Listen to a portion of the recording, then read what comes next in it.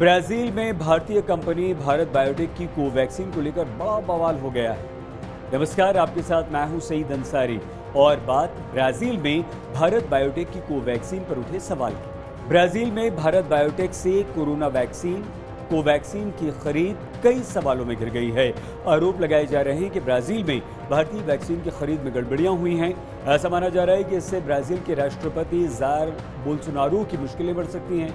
समाचार agency Reuters की report के अनुसार इस मामले की जांच के दौरान ये पता चला है कि ब्राजील के स्वास्थ्य मंत्रालय के अधिकारी ने कोवैक्सीन की खरीद को लेकर राष्ट्रपति को अलर्ट किया।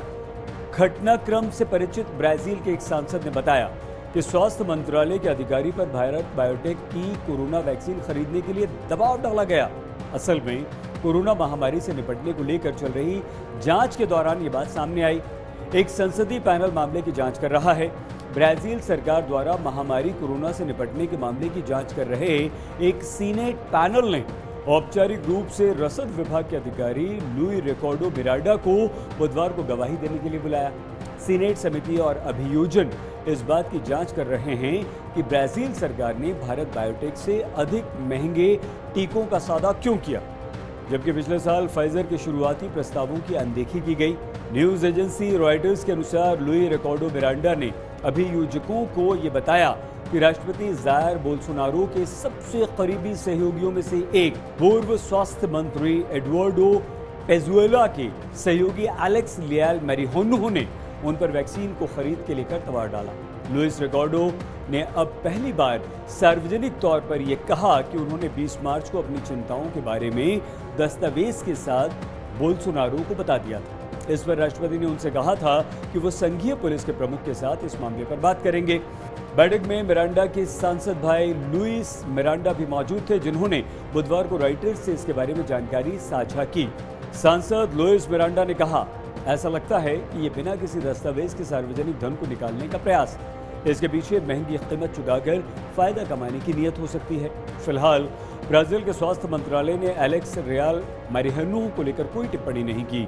बुधवार को एक प्रेस ब्रीफिंग में बोल्सोनारो के सचिव ओइंग लोरेंजोनी ने कहा कि वैक्सीन की डील में किसी ने कोई दबाव नहीं डाला था, बल्कि आरोप जाली दस्तावेज पर आधारित थे। लेकिन ये जांच ने बोल्सोनारो के लिए एक बड़ी समस्या खड़ी कर दी है। सवाल उठ रहे हैं कि उन्होंने मिरांडा के आरोपों पर क्या कदम उठाए। ब्राजील के पूर्व स्वास्थ्य मंत्री एडुआर्डो पेजुएलो के सामने भी मुसीबत खड़ी हो गई है। वो महामारी से निपटने के तौर तरीकों को लेकर जांच का सामना कर रहे हैं। आइए हम आपको ये भी बता दें कि अमेरिका के बाद ब्राजील में कोविड-19 से दुनिया में सबसे ज्यादा मौतें हुई। माना जा रहा है कि मिरांडा बंधुओं से शुक्रवार को पूछताछ होगी। ब्राजील के पूर्व स्वास्थ्य मंत्री के सहयोगी एलेक्स लिया मैरिहोनो को भी जांच समिति के सामने गवाही देने के लिए बुलाया गया है। ब्राजील का संघीय अभियोजक कार्यालय भारतीय कंपनी भारत बायोटेक की कोवैक्सीन टीके की 2 करोड़ खुराक खरीदने के लिए स्वास्थ्य मंत्रालय की तरफ से किए गए कॉन्ट्रैक्ट में संभावित अनियमितताओं की जांच कर रहा है।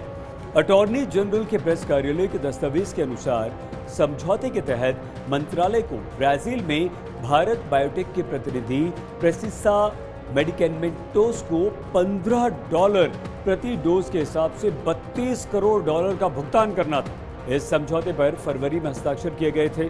वहीं भारत बायोटेक ने कहा है कि विदेशी सरकारों के लिए वैक्सीन की कीमत $15 से $20 प्रति खुराक है। इस कीमत पर ब्राजील के साथ भी कॉन्ट्रैक्ट फाइनल हुआ था।